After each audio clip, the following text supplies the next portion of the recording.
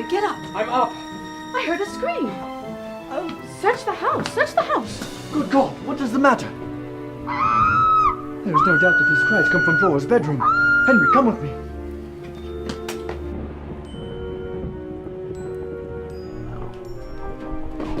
Flora! Flora! Wait here, Henry. Flora! Flora, you in there? Is that a noise? What is it? Good God! We must force the door. My mind misgives me that something very dreadful must have happened to us. But that odd noise. Push it. Push the door with all your might. Flora! Flora! God help us!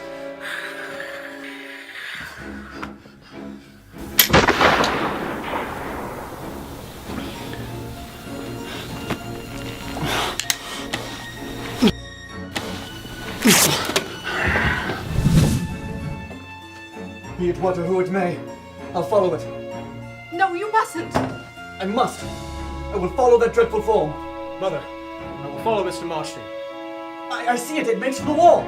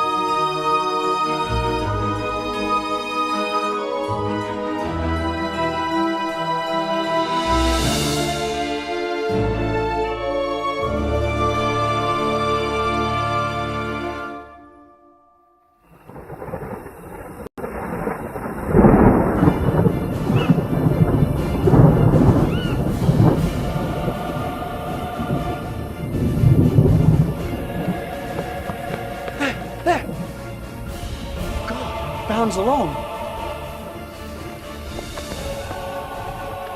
Which way? Which way? God help us, it is not human. Look, can't see it. What is it? God, what can it possibly be? I know not. I did seize it. It was cold and clammy like a corpse. It cannot be human. Look at it now. He will surely escape. No. We will not be terrified thus. There is heaven above us. Come on. And for dear Flora's sake, let us yet make another attempt to seize this bold intruder. Take this pistol. It is the fellow of the one I fired. He will be gone! Not if we hurry.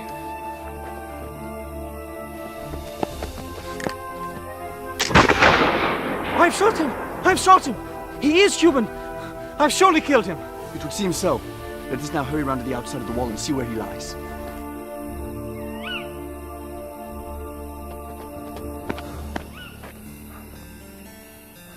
There's nothing here! Nothing. It could not have been a delusion. A delusion? This is impossible. We both saw it. Then what other terrible explanation can there possibly be? By heavens, I know not. This adventure surpasses all belief. For God's sake, Marston, let us return and ascertain the fate of poor Flora. Let us make haste. She may yet be living and restored to us.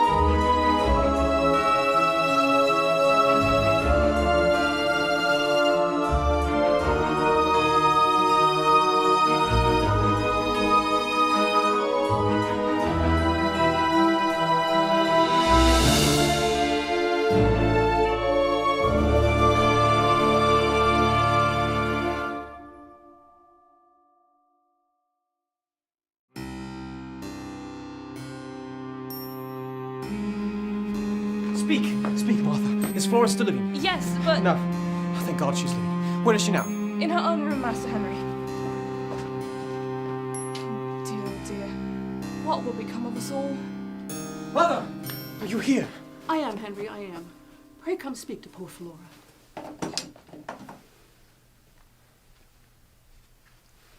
Mr. Marchdale, you will not deceive me.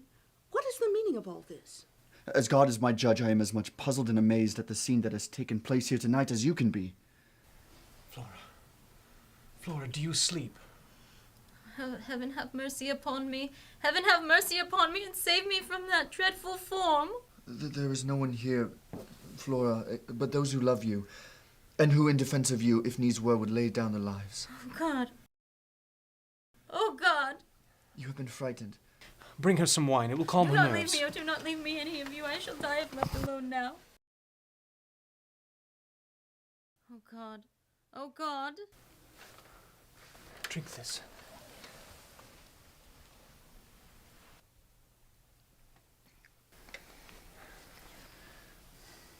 Dear Flora, tell us what has happened.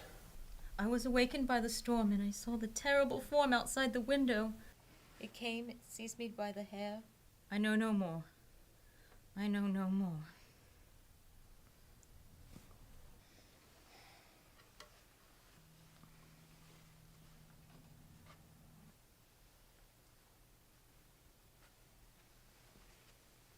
You seem to have hurt your neck, Flora.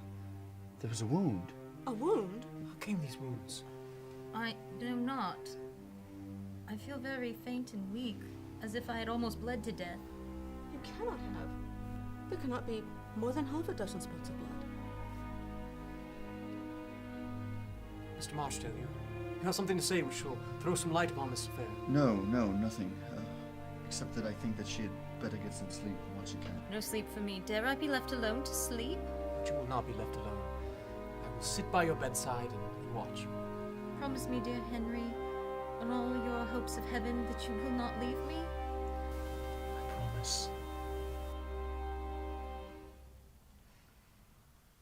She is weak and will sleep long.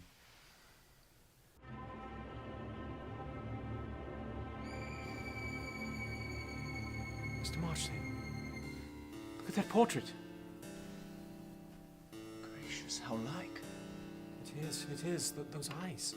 And see the contour of the countenance, and the strange shape of the mouth. Exact. Is it so like him who came here? It is the very man himself. I have not been here long enough to ask who that portrait may be. It is Sir Runagate Bannerworth, an ancestor of ours. In 2 hours more, it'll be broad daylight. Endeavour to procure rest you may. You should retire as well. May heaven forgive me, but so broken down am I have not the power to resist.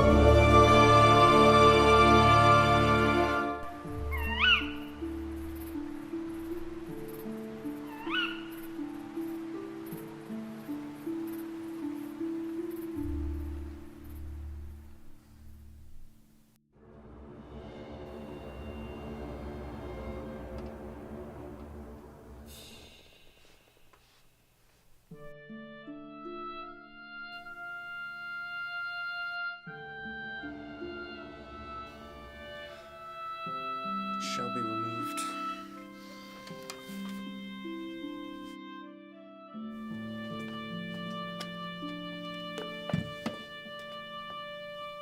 Help! Help! You're safe, Flora, you are safe.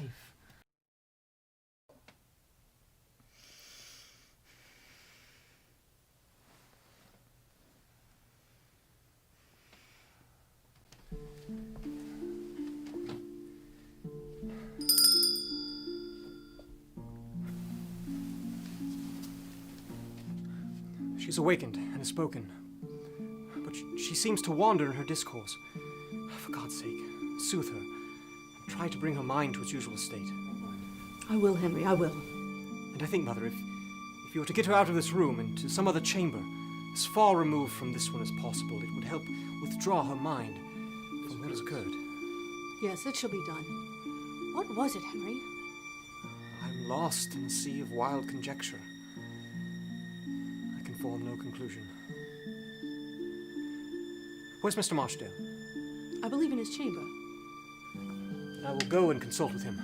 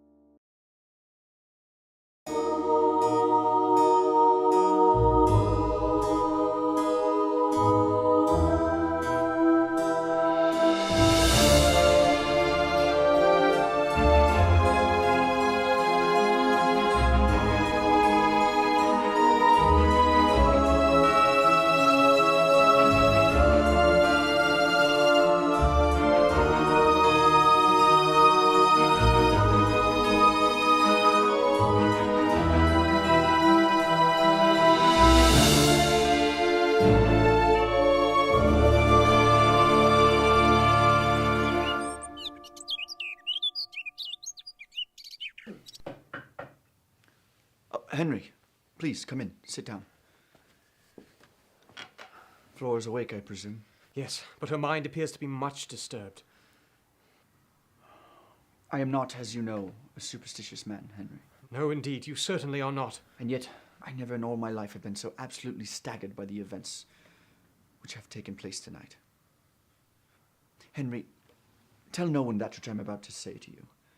Let the dreadful suggestion remain between ourselves alone. On my honor, I promise. Henry, have you never heard the strange and dreadful superstition that there are beings who never die? Never die. Never.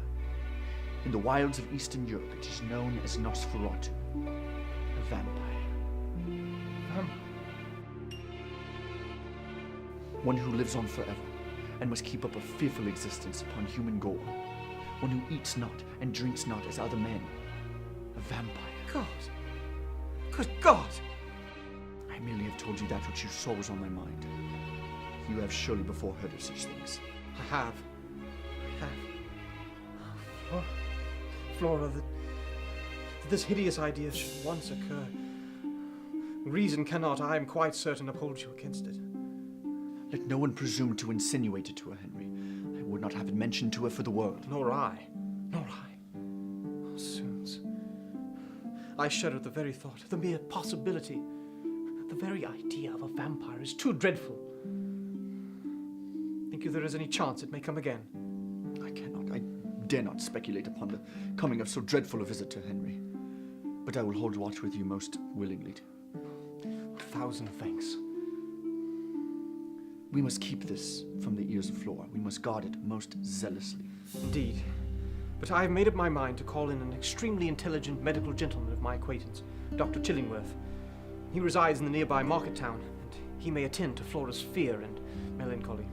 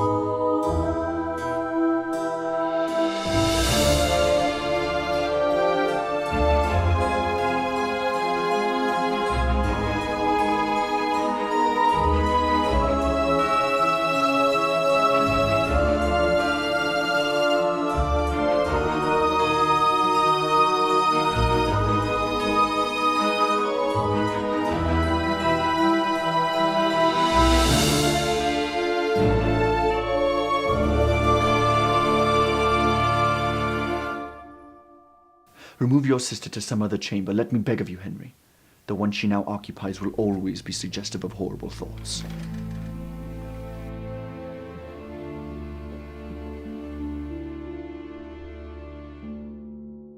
Flora.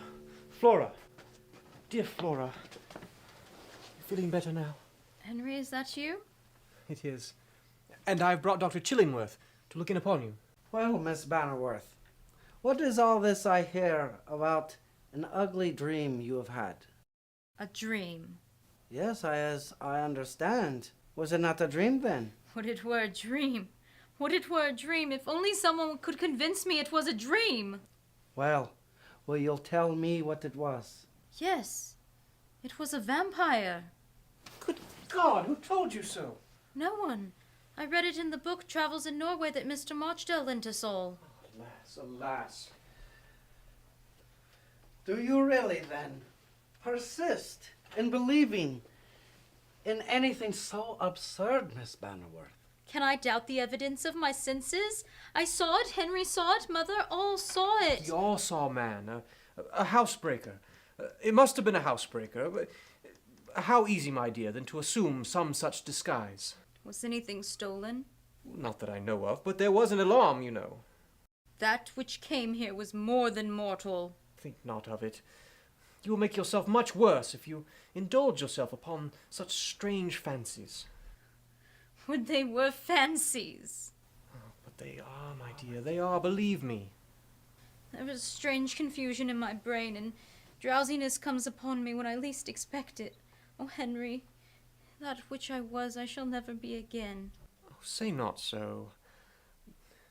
All this will pass away like a dream, and leave so faint a trace upon your memory that the time will come, and you will wonder how it ever left so deep an impression upon your mind.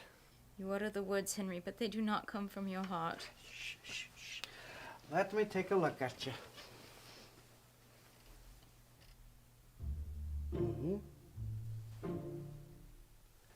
What is that wound at your neck? It is the mark from the teeth of a vampire. Yes, does look like a trifling wound indeed. Yes, but how inflicted? By some insect, I should say. It probably, being the season for many insects, flew in at the window. I know the motivation behind these suggestions, and I ought to be the last to quarrel with it. But what I have seen, no one can convince me that I have not seen, unless I am, as I have considered myself once or twice, really mad. Mr. Henry, may we speak privately? Yes, of course. I will only be right outside, my dear. Those wounds, what do you think of them? I know not what to think. I am completely puzzled in regards to them. But do you think they not bear the appearance of being bites? They really do. And so far they are actually in favor of the dreadful supposition which poor Flora entertains. So far they certainly are, and I have no doubt about their being bites. But we must not jump to conclusion that the teeth which inflicted them are human. I will send some medicine such as I think will be of service for Flora. You have, of course, heard something about vampires. All I have heard about the European vampire has made it a being that can be killed and is restored to life once again by the rays of the full moon falling upon its body. Yes, I've heard as much. And the hideous repast of blood must be taken very frequently, or he wastes away. Tonight, do you know, Mr. Bannerworth, is the full of the moon? The full of the moon and the night is near at hand. Banish such thoughts from your mind, my friend, or you certainly will make yourself decidedly ill. Good evening to you, as it is evening, and I shall see you tomorrow morning.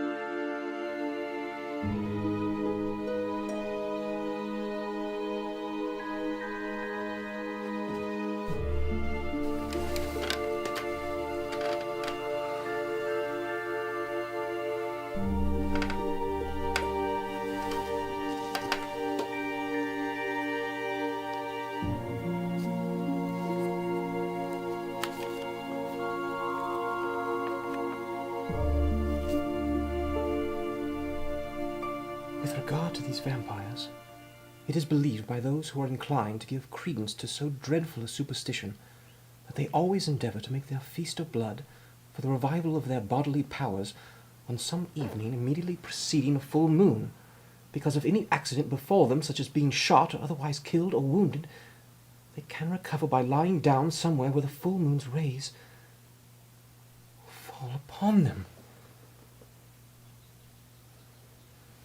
Henry? Is that you, Mother? Yes.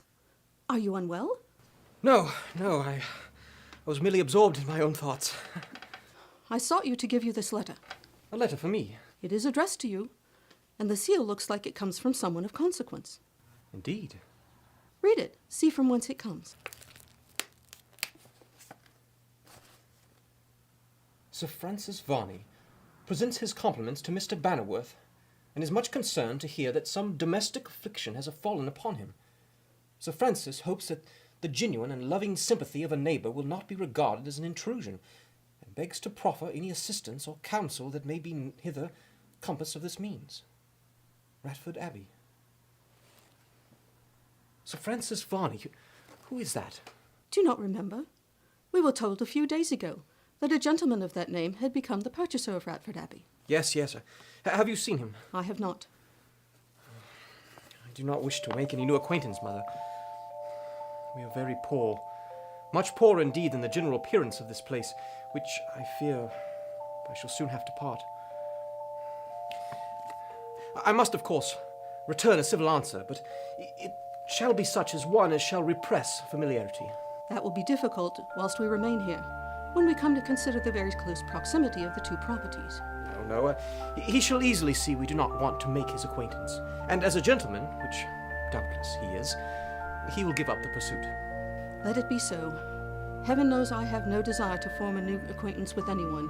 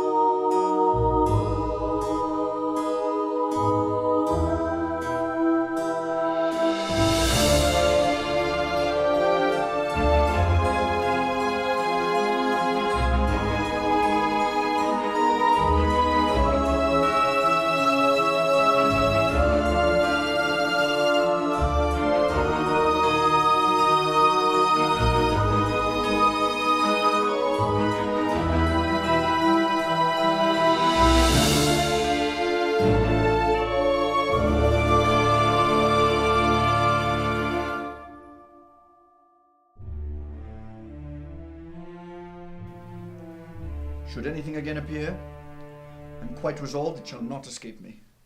What would you do? With the name of God upon my lips, I would grapple with it. You laid hands upon it last night. I did, and have forgotten to show you what I tore from it. Look here. What should you say this was? It looks very much like the fashion of garment from many years ago. Came away in my grasp as if rotten and incapable of standing any rough usage. What a strange, unearthly smell it has. Now that you mention it yourself, I must confess it smells to me as if it had really come from the very grave. It does. It does. Say nothing of this relic of last night's work to anyone. Be assured I shall not. I am far from wishing to keep in anyone's mind proofs of that which I would fain, very fain, refute.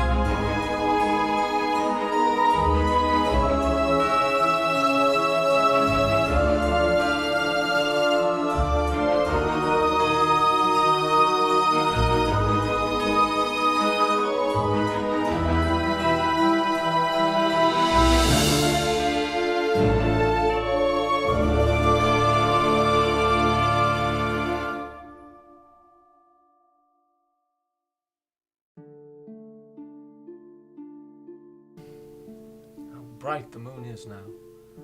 I've never seen it brighter. I feel as if I were assured that we shall not tonight be interrupted. It was later than this. It was. Then do not yet congratulate us upon no visit. How still the house is. I think I've never found it so intensely quiet before. It is very still.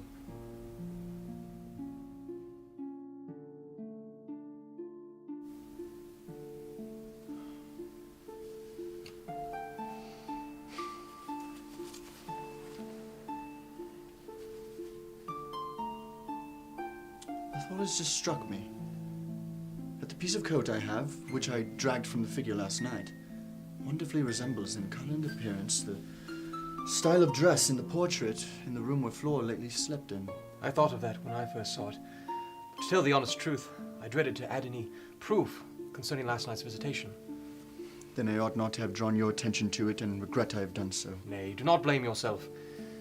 You are quite right, and it is I who was far too sensitive. But now that you have mentioned it, I must own that I have a strong desire to test the accuracy of the observation by comparing it with the portrait. That may easily be done. I will stay here with Flora in case she awakens, while you two go if you like. It's but across the corridor. Come, Mr. Marchdale, come. Let us satisfy ourselves at all these points at once. As Mother says, it is just across the corridor, and we can return directly. I am willing.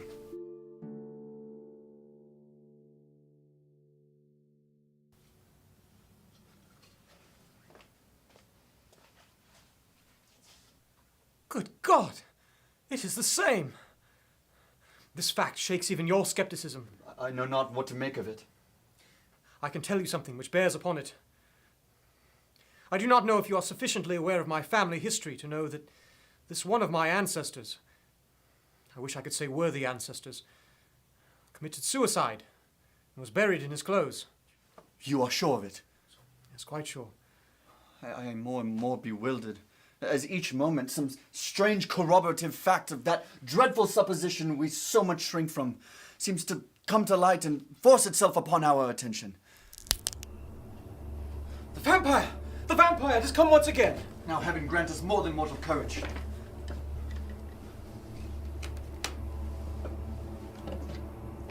There's someone hidden there. Where? Among the laws. Halt! Do not fire, I beg of you. It's the voice of Dr. Chillingworth. Yes, and it's Dr. Chillingworth's person, too. How is this?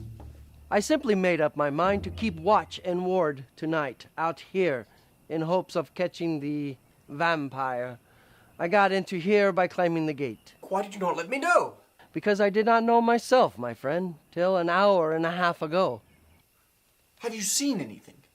I fancied I heard something in the park outside the wall. What say you, Henry, to descending and taking a hasty examination of the garden and grounds? I am willing, but first let me speak to my mother, who otherwise might be surprised at our long absence.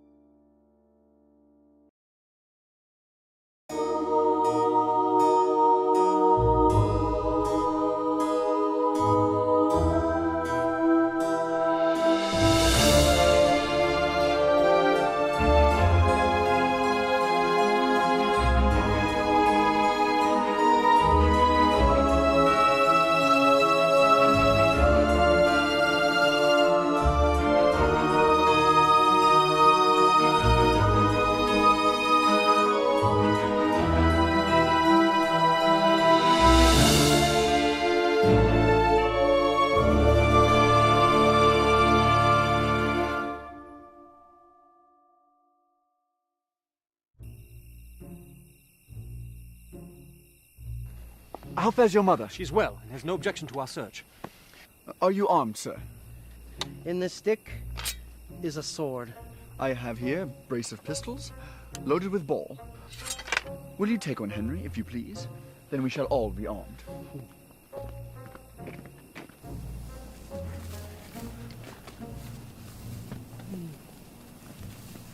To contemplate the beauty of such a night as this is amply sufficient compensation for coming the distance I have. And who knows? We might even find something which will shed some light upon our present perplexities. You're rather silent, Dr. Chillingworth. Hush! Hush! Good God, what do you hear? That young tree, there to the right. Yes, yes. Carry your eye along the horizontal towards the woods. What is that? God of heaven.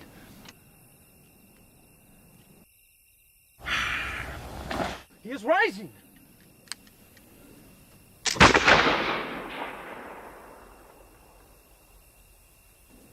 You've hit it!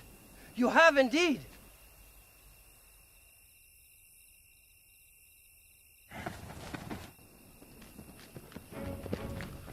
It is conscious of being pursued. Fire upon it, Henry.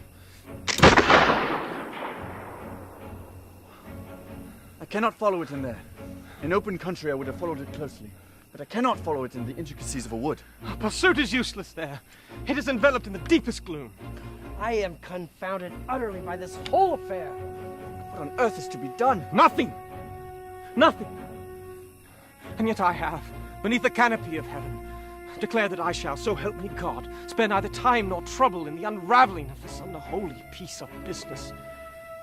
Is it at all within the compass of the wildest belief that what we have seen tonight is indeed a vampire, and no less than my ancestor who 100 years ago committed suicide?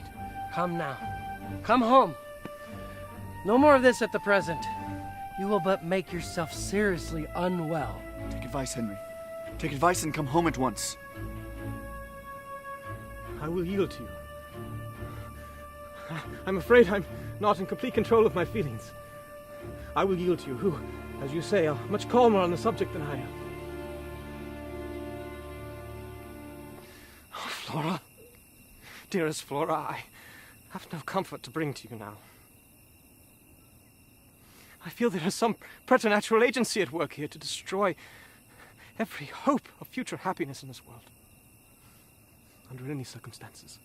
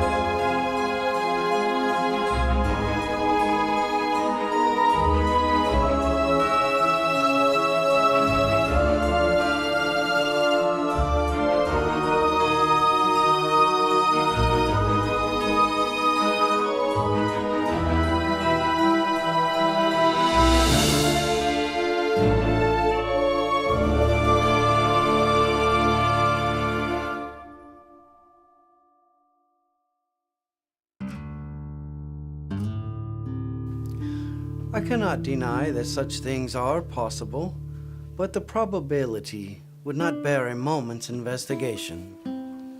There are more things in heaven and on earth than are dreamed of in our philosophy. Yeah, there are indeed, it appears. And are you a convert? A convert to what? To a belief in these vampires? I? No, indeed. You could shut me in a room full of vampires, and I would tell every one of them to their teeth that I defied them. But after what we saw last night, What have we seen? you are yourself a witness. True. I saw a man lying down. I saw a man get up. He appeared to be shot, but whether he was or not, he only knows. And then I saw a man walk off in a desperate hurry. Beyond that, I know nothing. Yes, but taking circumstances into combination with others, have you not a terrible fear of the truth of this dreadful appearance? No, on my soul, no. I would die in my disbelief upon such an outrage upon heaven as one of these creatures most assuredly would be. Oh, that I could think like you. Circumstances strike too nearly to my heart. Be of better cheer, Henry. Be of better cheer. There is still yet one circumstance which we ought to consider. It is that, from what we have all seen, there seems to be some things which would favor an opinion, Henry, that your ancestor, whose portrait hangs in the chamber where Flora lately slept, is the vampire. The dress was the same. I noted it was. Do you not then think that there's something that might be done to set that part of the question at rest? What? What? Where is your ancestor buried? You would propose a visit to his tomb? I would. Will you undertake this adventure? It may ease your mind. About such a proposition, I cannot decide so hastily. Give me time to think of it until tomorrow. Most certainly. For now, I entreat both of you to go to bed. I must continue my sentinel by Flora's bedside.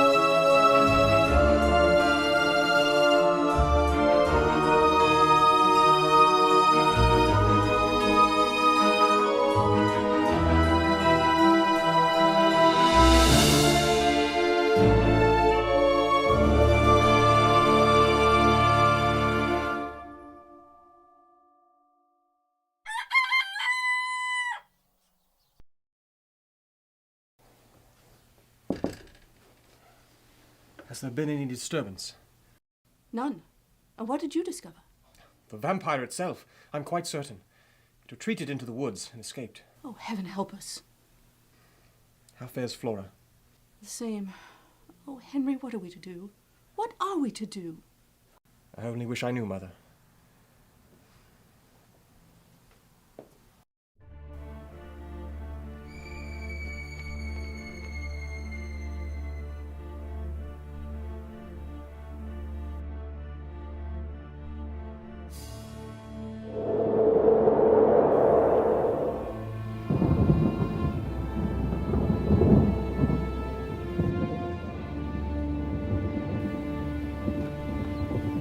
Flora! Flora! Answer me! Lie quiet, madam. You've taken a great fall, but I'm here for your immediate succor.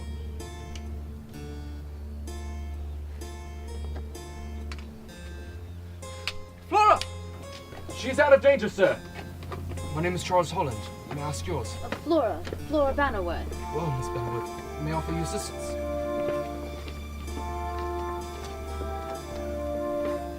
This is my companion. That is to say, my brother Henry. It is indeed. My dearest Flora, you gave me such a terrible fright. Sir, you have my most sincere and heartfelt thanks at returning my sister to me. Not at all. Charles Holland at your service. Henry Bannerworth, at yours. Charles is traveling the continent as well. And most fortuitous for us. Are you traveling for amusement, Mr. Holland? Amusement and instruction. I am an artist by trade, and I wish to see the works of the great masters. Oh, then you must be going to Rome. I insist that you come with us. We are both in your debt. It would be my pleasure. But we should get Miss Bannerworth to shelter before we are caught up in the storm. Yes, indeed. Follow me, Mr. Holland.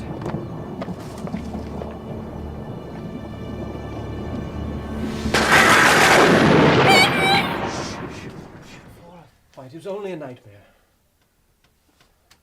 Oh, Henry, no. I wasn't having a nightmare. I feel much better, more refreshed. and well. Thank heavens.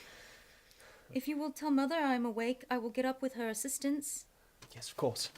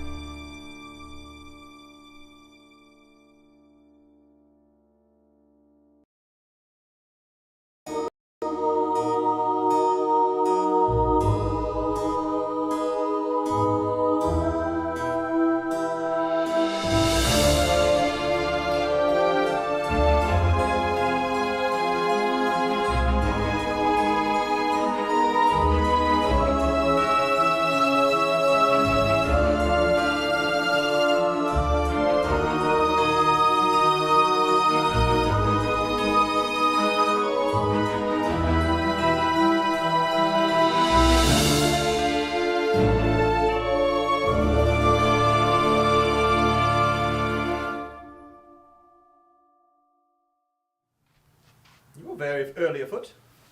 I have. The fact is that although at your solicitation I went to bed, I could not sleep, and I went out once more to search about the spot where we had seen the I don't know what to call it, for I have a great dislike to naming it a vampire. Made you any discovery? None whatever. Well, Mr. Marchdale, concerning the family vault, Yes. I shall not be satisfied in my mind until I've paid a visit. Indeed. Well, then you should make the visit. By all means, let us go. If you determine then upon it, we shall go tonight. And by your acquaintance with the place, doubtless you will be able to determine which tools will be necessary. There is a trapdoor underneath the pew. It is not only secured down, but it is locked likewise, and I have the key in my possession.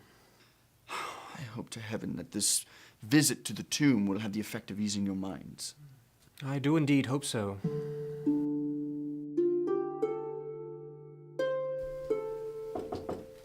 Flora, may I enter?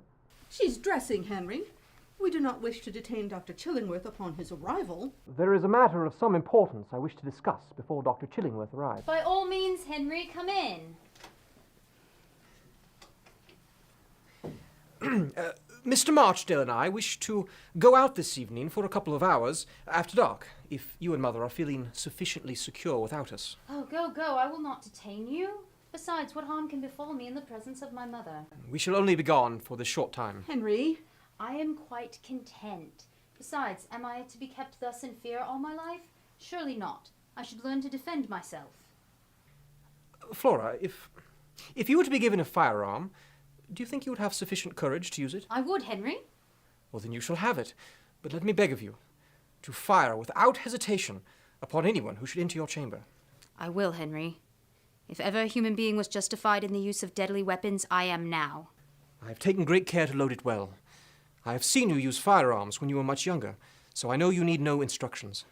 If an intruder does come, and you do fire, take care to take good aim and shoot low. I will, Henry, I will. And you will only be gone 2 hours? Most assuredly I will.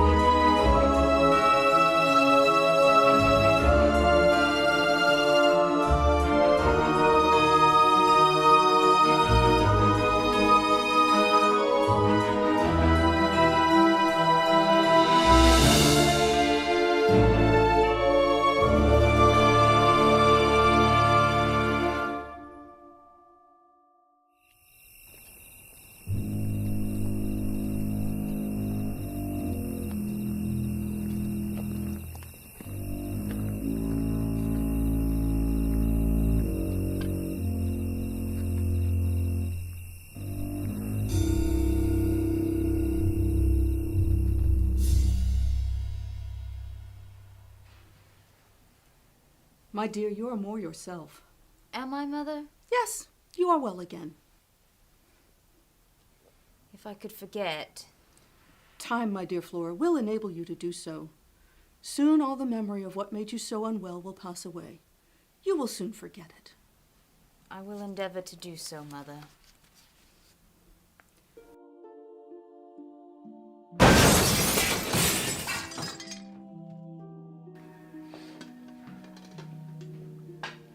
I wonder that a place so inefficiently protected has never been robbed. There's no wonder at all. There is nothing to take that I am aware of that would repay anybody the trouble of taking. We have nothing left but to set to work on opening the vault. May the heavens forgive me thus for desecrating the tomb of my ancestors.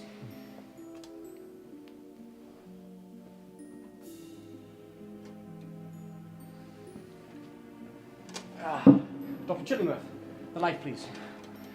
Let it ascend. There shall be no more obstacles.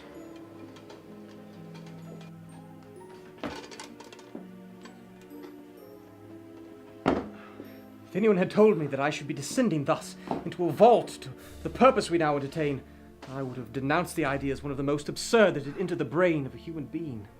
We are the very slaves of circumstance. Can you find out among all these coffins, for there seem to be nearly 20, which is the one we seek? I have found it! It is here! See, look! Marmaduke, Renegade Bannerworth, Yeoman, year of our Lord, 1640. It is the coffin. It shall be opened. There's something there. Hold the light. Let us be certain. You are certain that the dead body of Marmaduke Renegade Bannerworth is not rested here? I am positive. Look for yourselves. The lead is but slightly discolored. It is tolerably fresh and clean. And there are no vestige of putrefaction, no bones, no dust even. All is over. Let us leave this place. All I ask of you, my friends, is that you bear this dreadful secret deep in your hearts.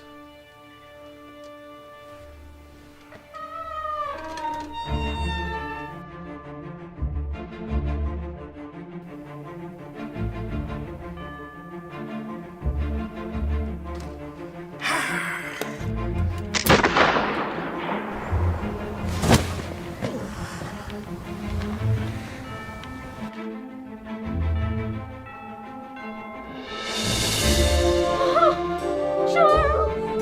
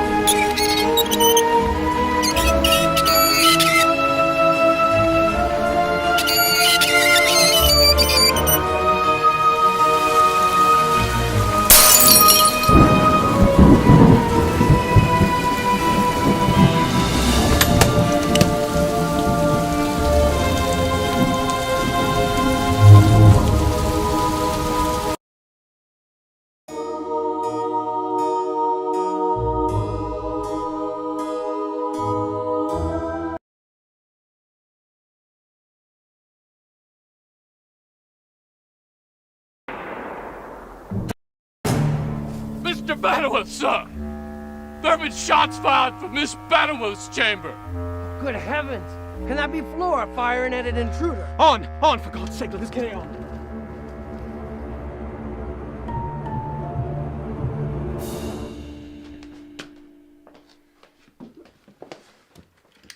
Dear God, are you all mad? Gracious heavens, it is Mr. Holland! Yes. Did you not know me? Mr. Marchdale, this is Mr. Holland, of whom you have heard me speak. None can be more welcome. I am proud to know you, sir. Sir, I thank you. What is this? Oh, what has happened? Come, Mrs. Bannerworth. Let us get you to your own room. Oh, but what of my Flora? She is well attended.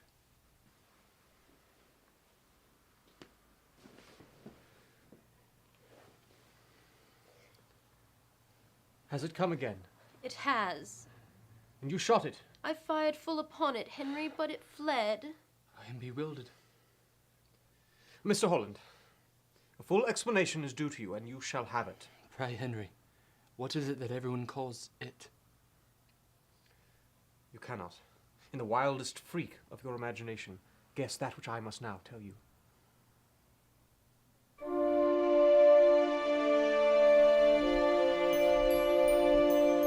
Oh, my friends, do not deceive me.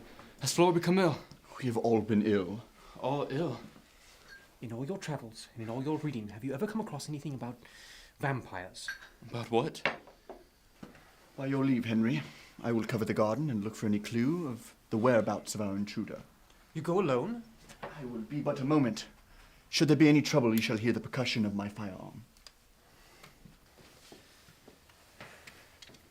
I can guess what you must be thinking. I must be mad. Henry, how can you allow yourself for a moment to stoop to such supposition? That is what I've been asking myself 100 times. But listen to me, and you shall know all.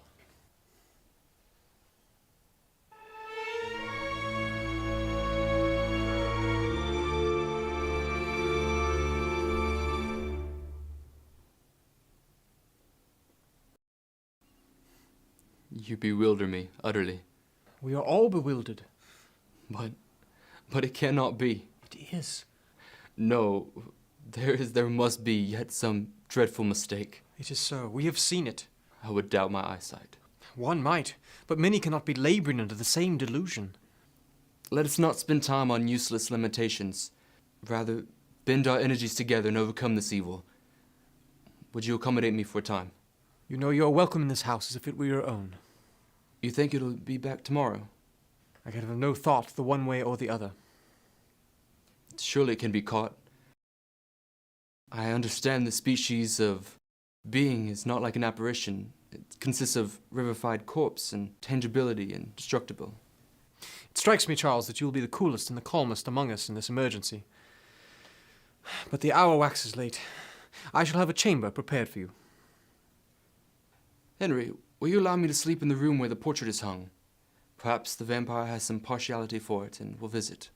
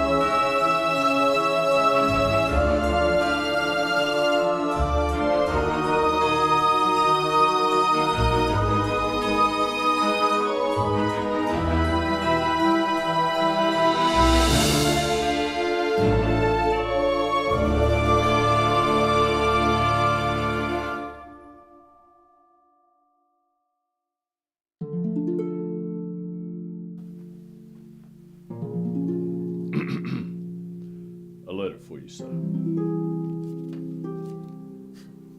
Another condoling epistle from our troublesome neighbour who I'm not yet met. Is there something else? If you please, sir, as I am here and you are here, perhaps you would have no objection to giving me as to what I have coming. What wages are we owing to you? As to wages, I only come it here for the day, sir. Go and settle up with my mother. The sooner you are out of the house, the better. Oh, indeed, sir. I'm sure I do not want to stay.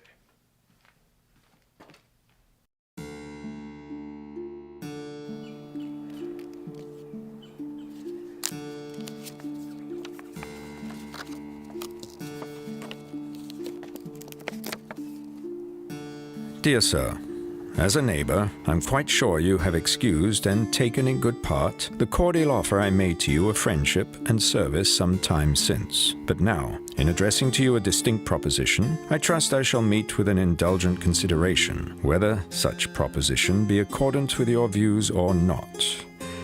What I've heard from common report induces me to believe that Bannerworth Hall cannot be a desirable residence for yourself or your amiable sister.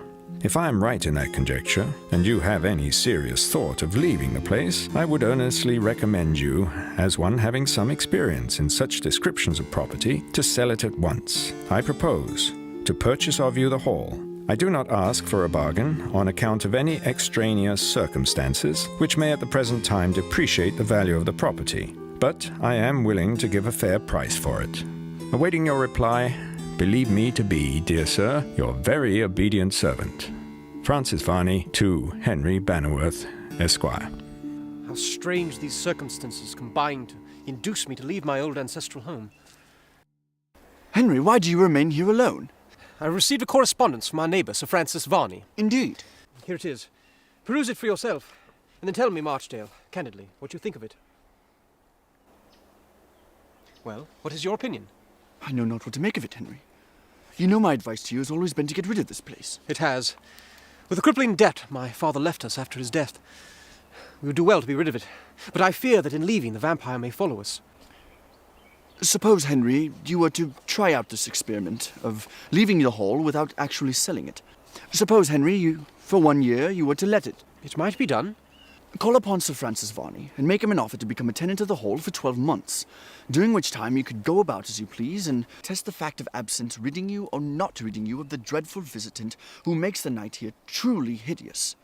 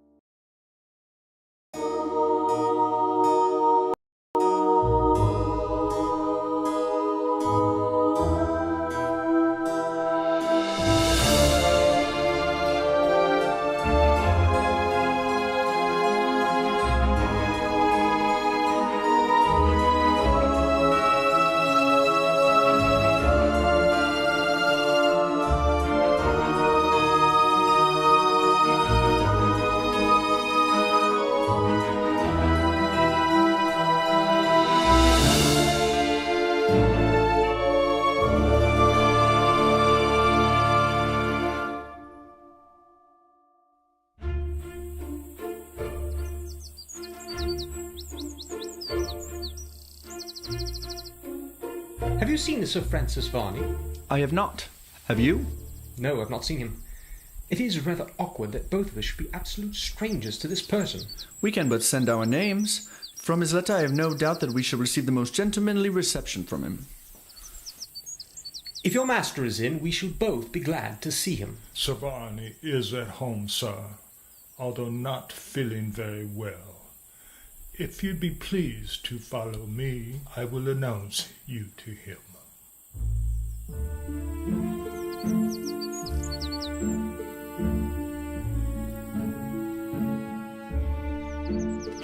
Do you know if this gentleman be a baronet or a knight merely?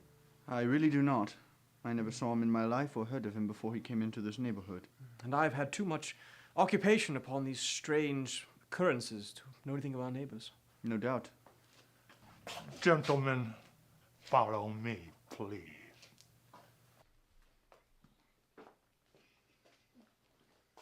Mr. Henry Bennisworth and Mr. Robert Marchdale, sir.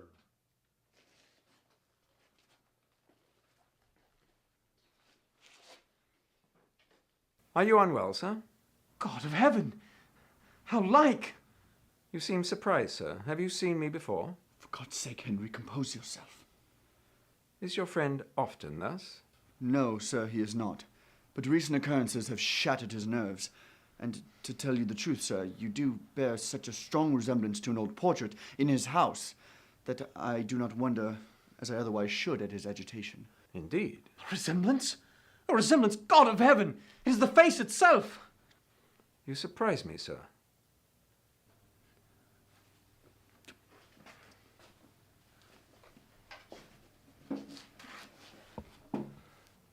Are you better? Shall I order some refreshment for you? No, no. For the love of truth, tell me, is your name not Varney? Sir? Have you no other name by which, perhaps, a better title you could urge? Mr. Bannerworth, I assure you that I am too proud of the name of the family to which I belong to exchange it for any other, be it what it may. How wonderfully like. It grieves me that you are so distressed, Mr. Bannerworth. Perhaps the ill health has shattered your nerves? No, no, ill health has not done the work. I know not what to tell you, Sir Francis Varney, but recent events in my family have made the sight of you full of horrible conjectures. What mean you, sir? You know from common report that we've had a fearful visitor at our home. A vampire. Yes, I've heard. With a bland and almost beautiful smile that displays the glistening white of his teeth to perfection. Yes, a vampire, and... Pray go on, sir. Surely you are above the vulgar superstition and these matters? Nay, Sir Henry, it is scarcely civil to tell Sir Francis to his face that he resembles a vampire. You are unwell, sir. No, I hurt my arm. May I inquire how you came about it? I had a slight fall. Indeed. You wish to purchase of me the hall, sir? Yes, if you wish to sell it. You are perhaps attached to the place. Perhaps you recollected it, sir, long ago. Not so very long. It seems a comfortable old house. The scenery is remarkable for its beauty, and from what I've seen, it's rarely to be excelled. No doubt, you are greatly attached to it. It has been my home since infancy, and being the residence of my ancestors for the last century, it is natural that it should be so. True. The place, no doubt, has suffered much within the last 100 years. No doubt. 100 years is a tolerable long time, you know. It is indeed.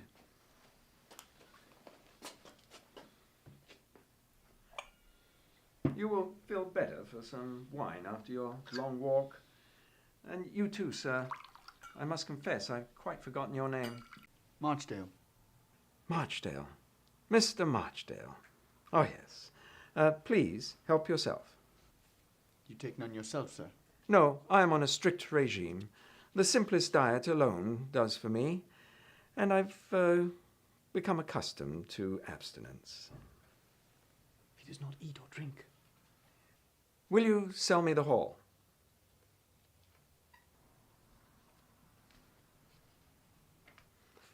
You do not drink. Most young men are not so modest, with an unimpeachable decanter of wine before them. Pray, help yourself. I cannot. Will you come away? If you please. But you have not answered my question about the hall. I cannot yet. I will think. My present intention is to let you have it on whatever terms you yourself may propose, always provided that you consent to one of mine. Name it. That you never show your face to my family. How very unkind. I understand that you have a charming sister, young, beautiful, and accomplished. Shall I confess now that I hope to make myself agreeable to her? Make yourself agreeable to her? The sight of you would blast her forever and drive her to madness. Am I so hideous? No, but you are... What am I? Hush, Henry, hush. Remember, you are in this gentleman's house. True.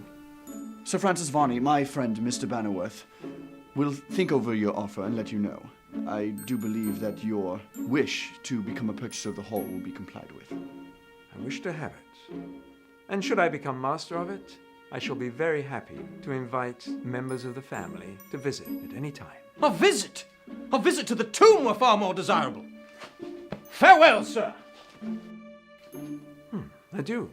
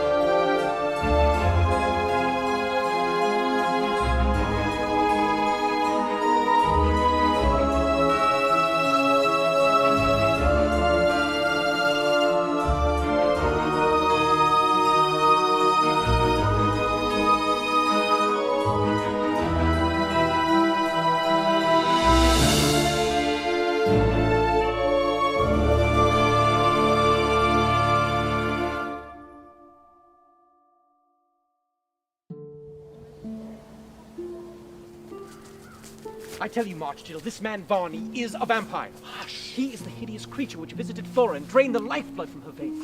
He is a vampire. There are such things. I can have no more doubt. Henry! Nay, talk no more to me. What can I do? Shall I kill him? Is it not the sacred duty to destroy such a thing? It would be a deed well done, Marchdale. Hush! These words are dangerous. I care not. What if they were heard by unfriendly ears? I pray you, be more considerate of what you say of this strange man. He must be destroyed. And wherefore? You ask. Is he not a vampire?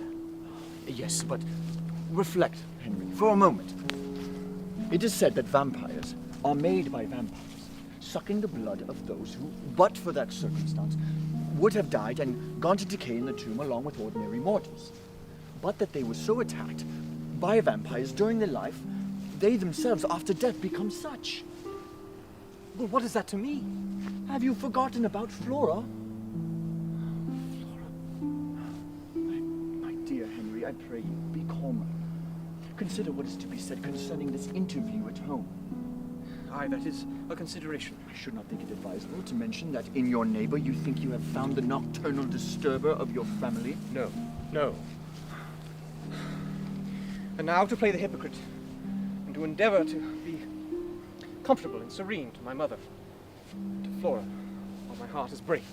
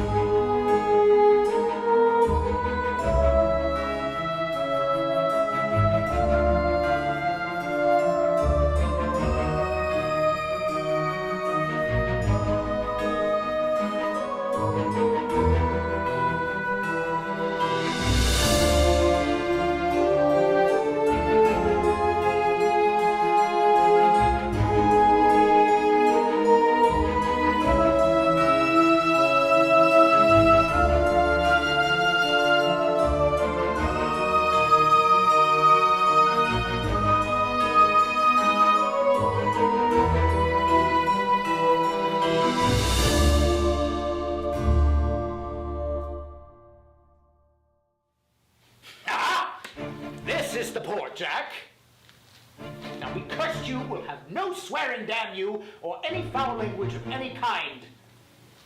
Aye, Admiral. Welcome, gentlemen.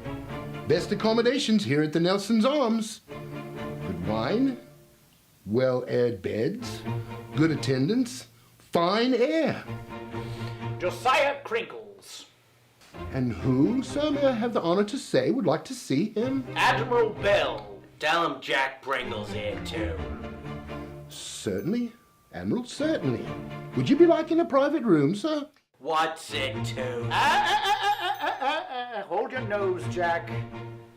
Yes, we would like a private room and some grog. Strong as the devil. Yes, sir, yes, sir. Would you step this way, sir? Indeed.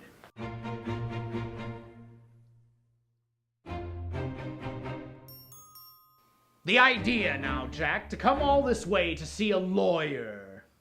Aye, sir. However, he might have some information about young Charles, yes? Yeah.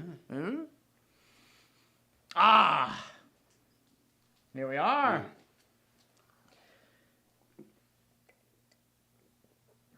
The shark, by God! This way, gentlemen.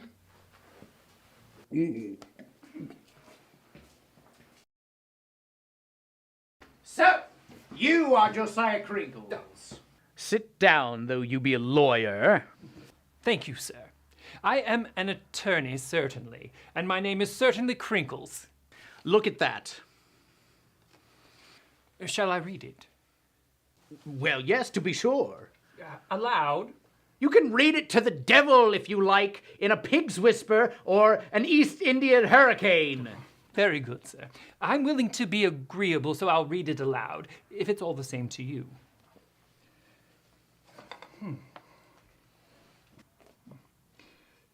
To Admiral Bell. Admiral, being from various circumstances, aware that you take a warm and praiseworthy interest in your nephew Charles Holland, I venture to write to you concerning a matter in which your immediate and active cooperation with others may rescue him from a condition which will prove, if allowed to continue, very much to his detriment and ultimate unhappiness. You are, then, hereby informed that he, Charles Holland, has much earlier than he ought to have done, returned to England, and that the object of his return is to contract a marriage into a family in every way objectionable, and with a girl who is highly objectionable. You, Admiral, are his nearest and almost his only relative in the world. You are the guardian of his property, and, therefore, it becomes a duty on your part to interfere to save him from the ruinous consequences of a marriage, which is sure to bring ruin and distress upon himself and all who take an interest in his welfare. The family he wishes to marry into is named Bannerworth, and the young lady's name is Flora Bannerworth. When, however, I inform you that a vampire is in that family, and that if he marries into it, he marries a vampire, and will have vampires for children, I trust I have said enough to warn you upon the subject, and to induce you to lose no time in repairing to the spot. If you stop at the Nelson's Arms in Uxeter, you will hear of me. I can be sent for when I will tell you more. Yours very obediently and humbly, Josiah Crinkles. Well, sir? Well?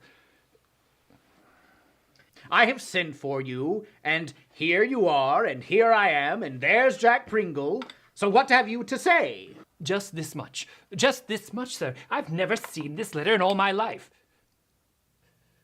You never saw it? Never. You didn't write it? On my solemn word of honor, sir, I did not. Who has forged my name to a letter such as this? I cannot imagine.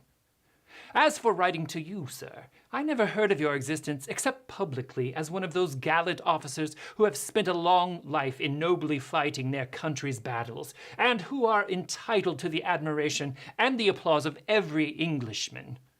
What? This coming from a lawyer? A lawyer, sir, may know how to appreciate the deeds of gallant men, although he may not be able to imitate them. That letter, sir, is a forgery. And I leave you now only much gratified at the incident which has procured me the honor of an interview with a gentleman whose name will live in the history of his country. Come now, Mr. Crinkles, for there may be 2 decent lawyers left in the world, and you be one of them. We will have a bottle of the best the ship, that is, the house has to offer. If it is your command, Admiral, I obey with pleasure.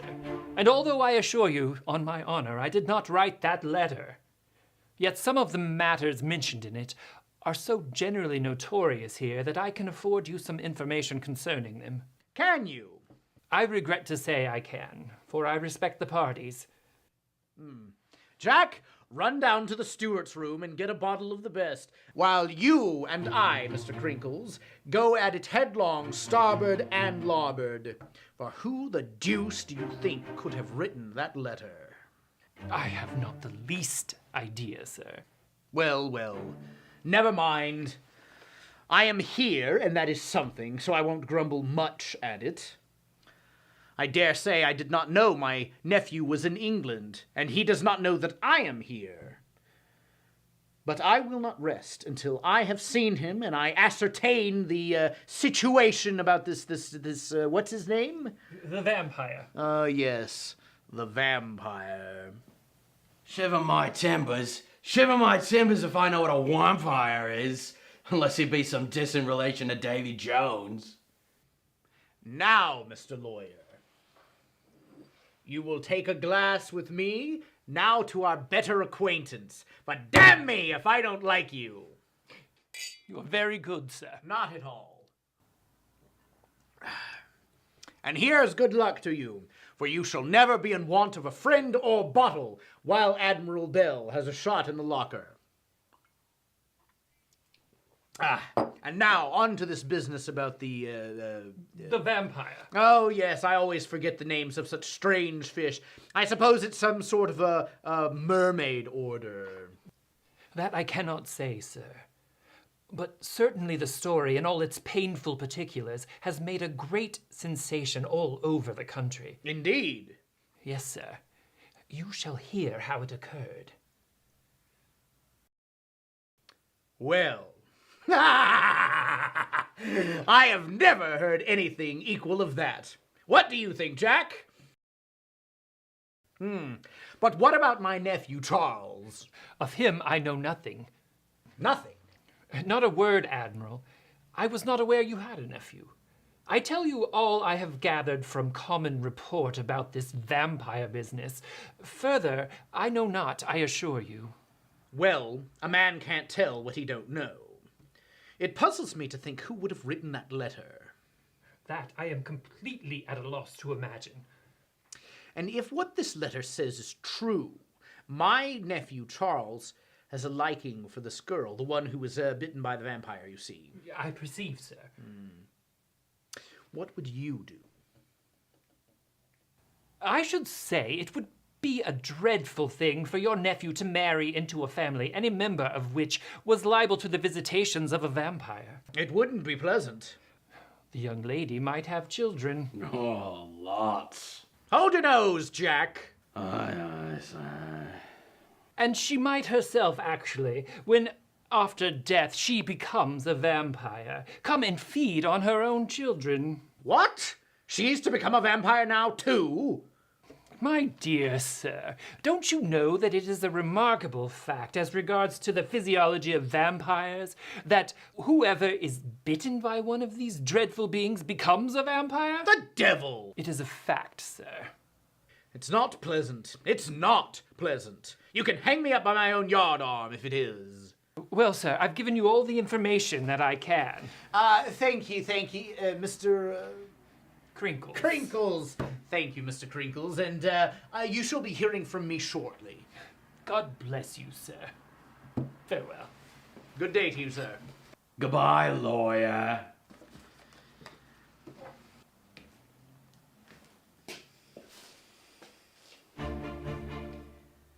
Well, Jack, what shall we do now? Do? Well, what shall we do?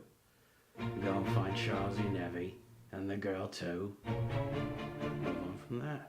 You know what, Jack? You're right. I'm always right.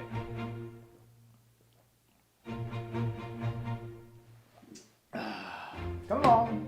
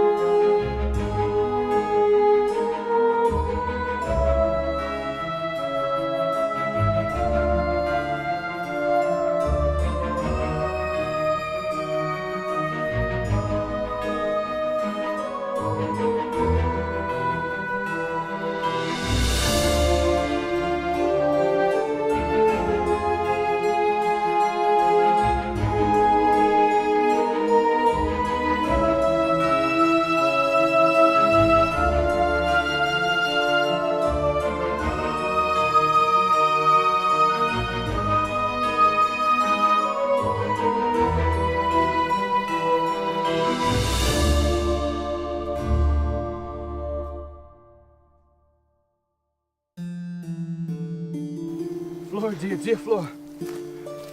You are better. Tell me that you are much revived. Please, speak to me if it be but a word. Charles.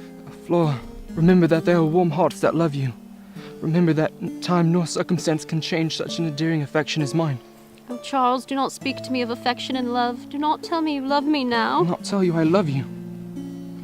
I am changed, Charles, fearfully changed. The curse of God is upon me. I know not why.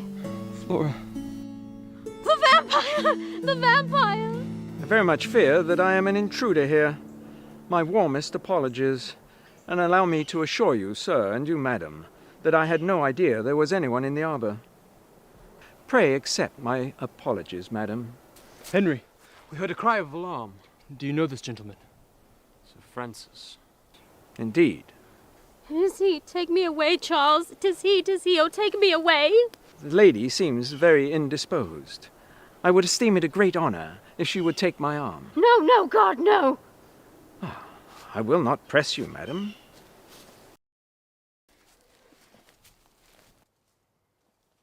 Sir, I will have words with you. Oh, it is terrible to meet him here. Come now, Flora, to the safety of your mother's room. Be assured that I have some clues upon this affair. I will not lose sight of it. Or Sir Francis Varney.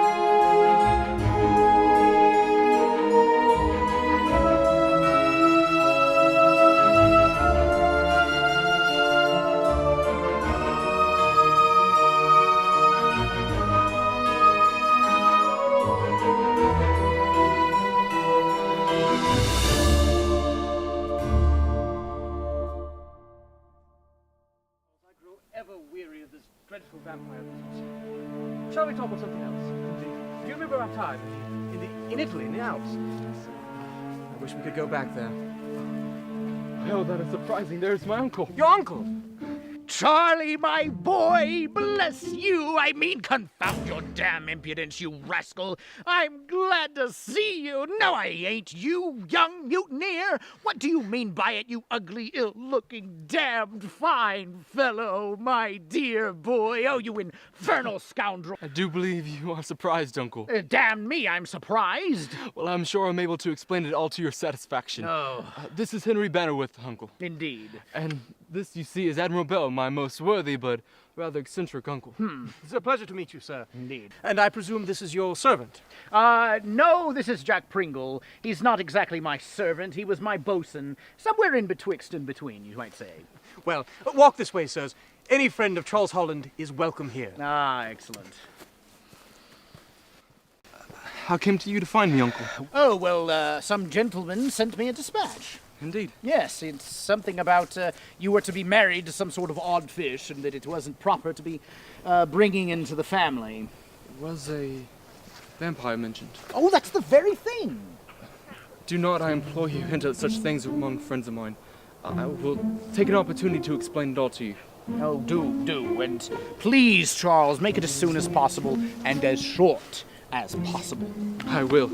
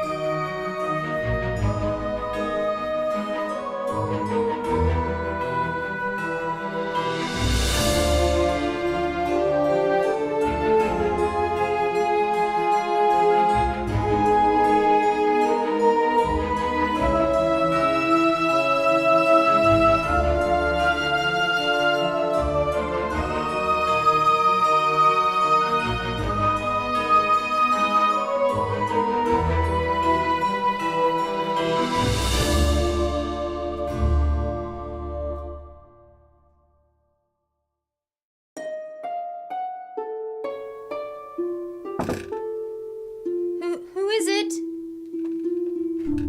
Tis I, dear Flora. Oh, Henry, is it only you? Well, who did you suppose it was, Flora? I don't know. Oh, I've become so foolish and weak-spirited that even the slightest noise is enough to alarm me. You must, dear Flora. Fight up, as I'd hoped you would do, against such nervousness. I will endeavour. But did not some strangers come sometime since? Strangers to us, but not to Charles Holland. A relative of his, an uncle, whom he much respects, has found him out here and has come to see him. Come to advise him to desert as he would a pestilence, a vampire bride. Hush! For the sake of heaven, never make use of such a phrase. You never know what pang it brings my heart. Forgive me, brother. Think no more of it. Heed it not. I will bear up with what strength God will give me against those things which seek to depress me. I will not be conquered. You are right, Flora. I'm rejoiced to find you in such a condition. Charles asked me to If you would be introduced to his uncle. Yes, yes, willingly.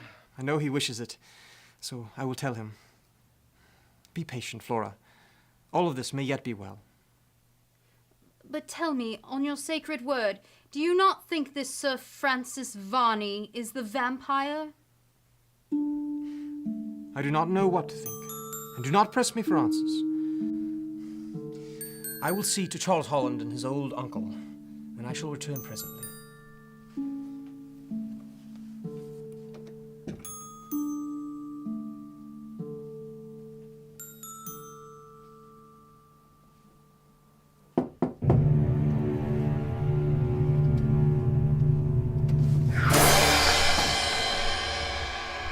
Laura Bannerworth, hear that which I have to say, and hear it calmly.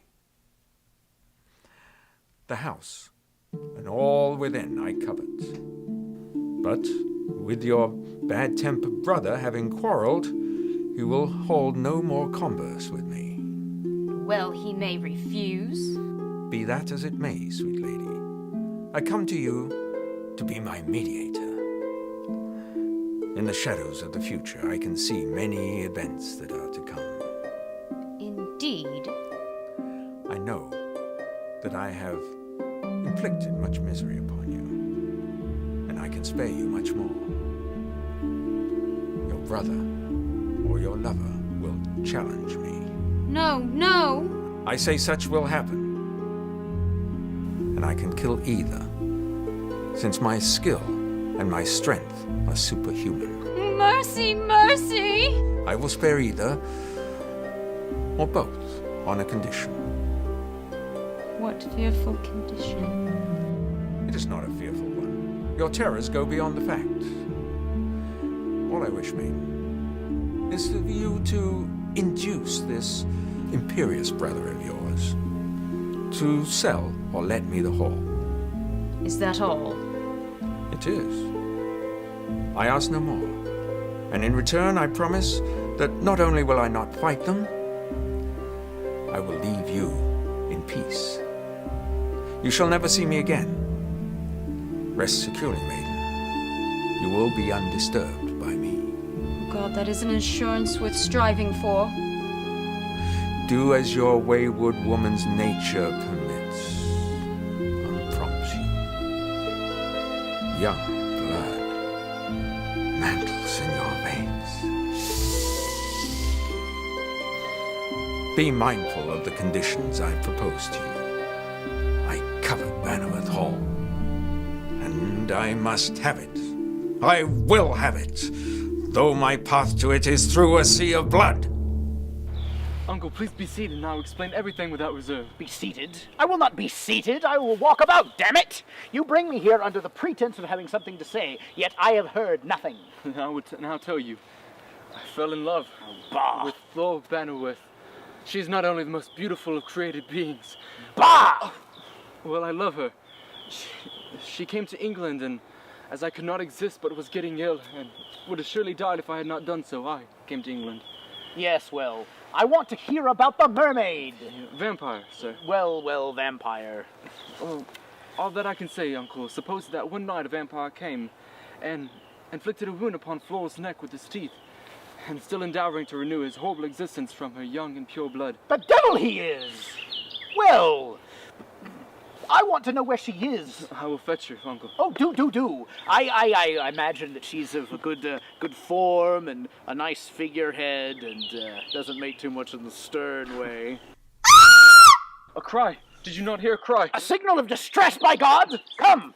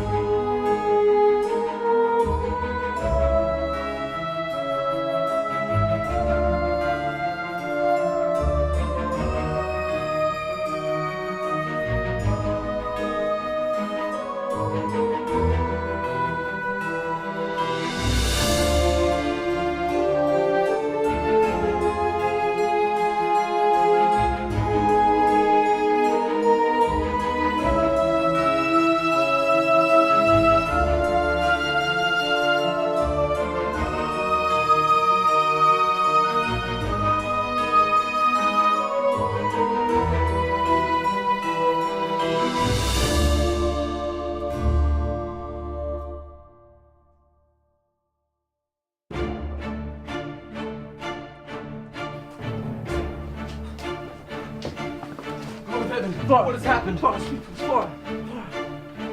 She's fainted. Oh, Henry. Henry, this is not horrible. Avast there! Where's the enemy, lads? Help! Oh, help!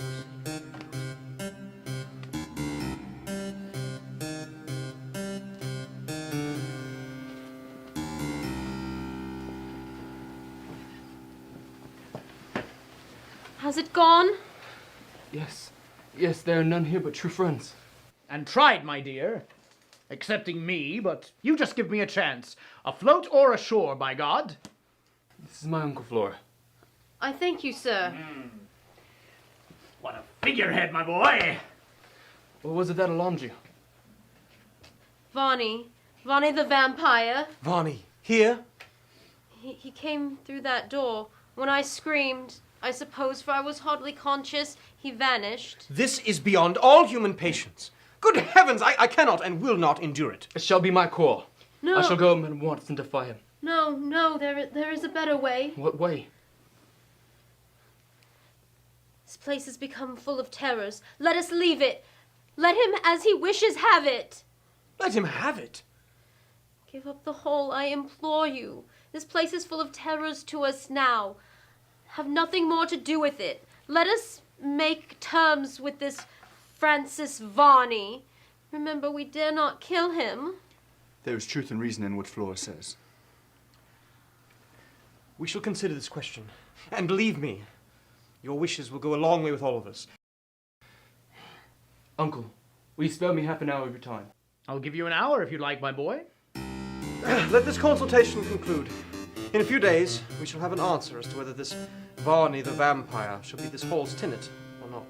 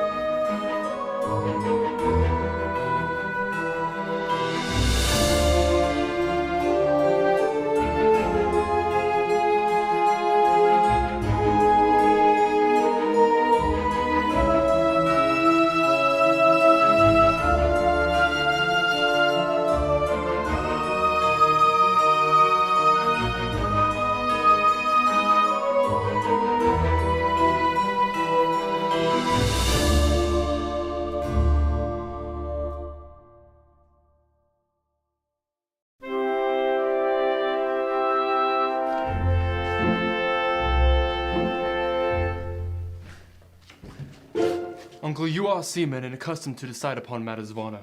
What would you do if you were insulted by this gentleman? Fight him! It's exactly what I'd like to do in regards to Sir Francis Varney. Well, I can't imagine you could do better, my boy. He must be a thundering rascal, whether he be a vampire or not. Listen, if you think that this gentleman has insulted you in some way, then by all means fight him. I'm pleased you think so, Uncle.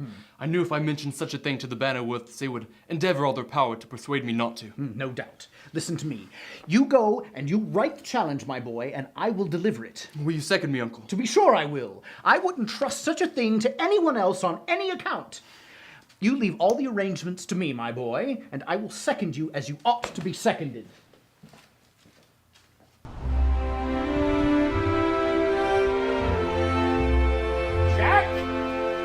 Pringle, where are you, you lubber? Aye, sir.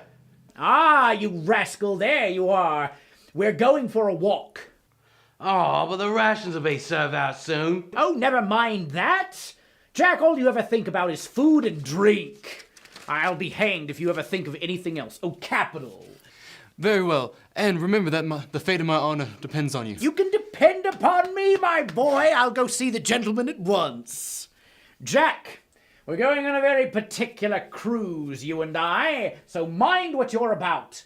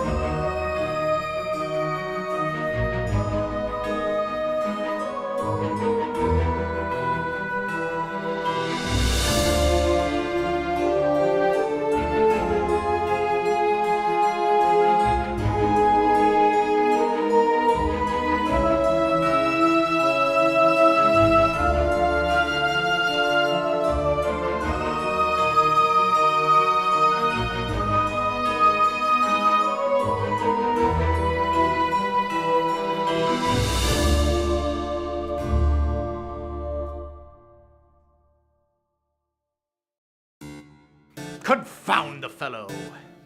He's well lodged at all events. I dare say he's not one of those vampires that only has his own coffin to go to when evening comes.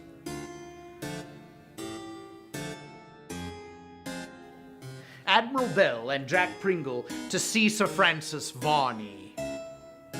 This way, Admiral.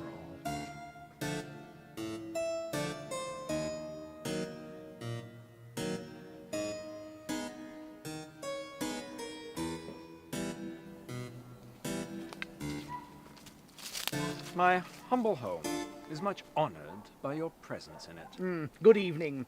I have come to speak with you, sir, about something rather seriously. However abrupt your announcement may sound to me, I assure you that I shall hear with the utmost respect whatever Admiral Bell may have to say.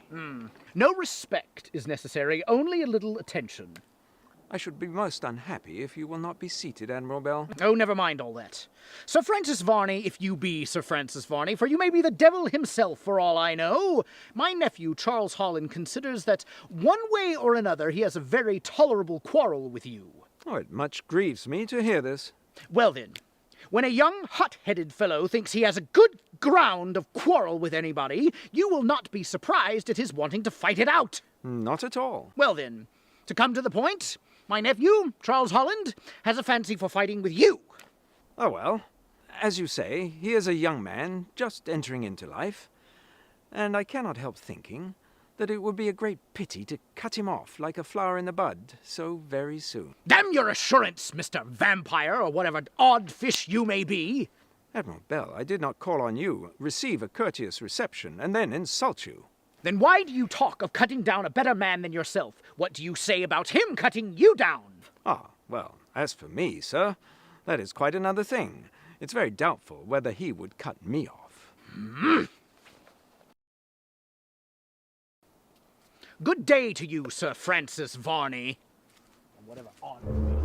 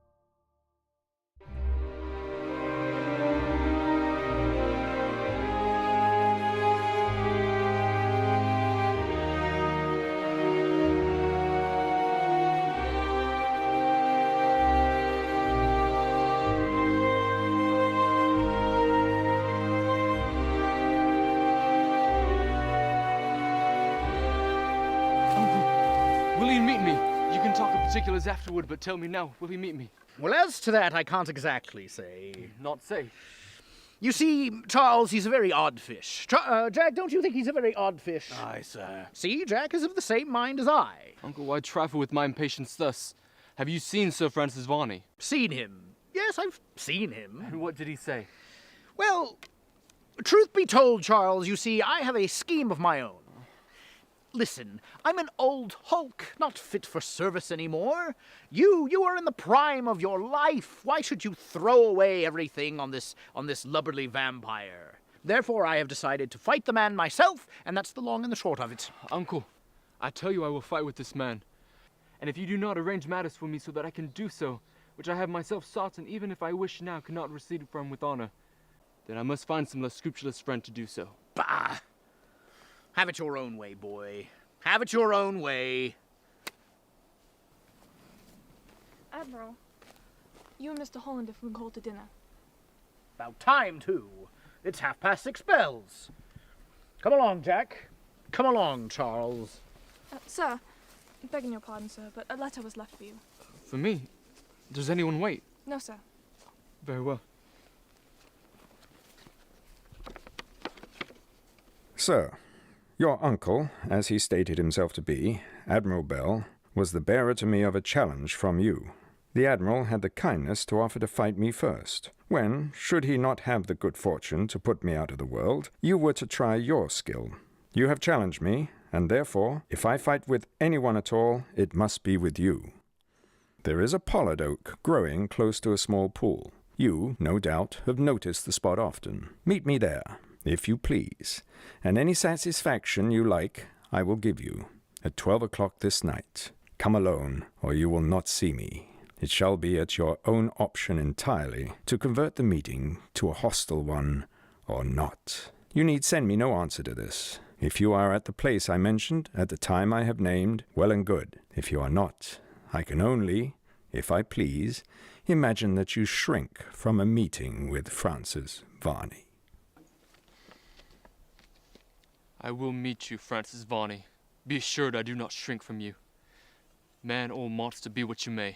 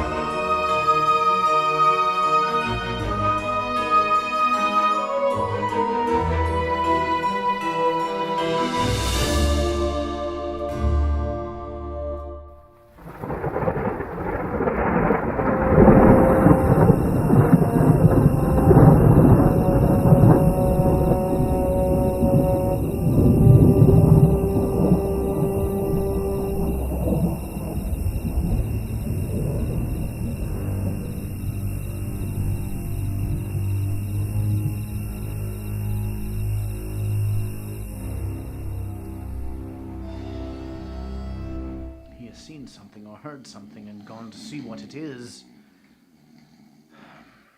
Jack! Jack, wake up! Wake up, you lubberly swine! Jack has left the house! Left the house? Yes, he's left the house. He's seen something. Are you sure it was he? Yes, I saw him plain as day in the moonlight. He's crossed the garden. Now go and beat to quarters. Wake up, Master Henry. Wake up! Aye, aye, sir.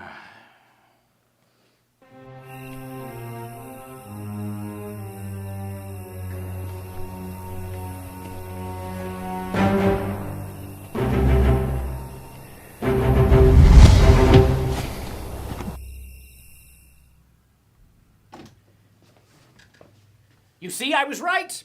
Charles is not here. I will follow him if you will show me exactly which way he went. That I can easily. What have we here? This one is addressed to you. Another to me. And the third to my sister Flora. Well, damn it, what does yours say?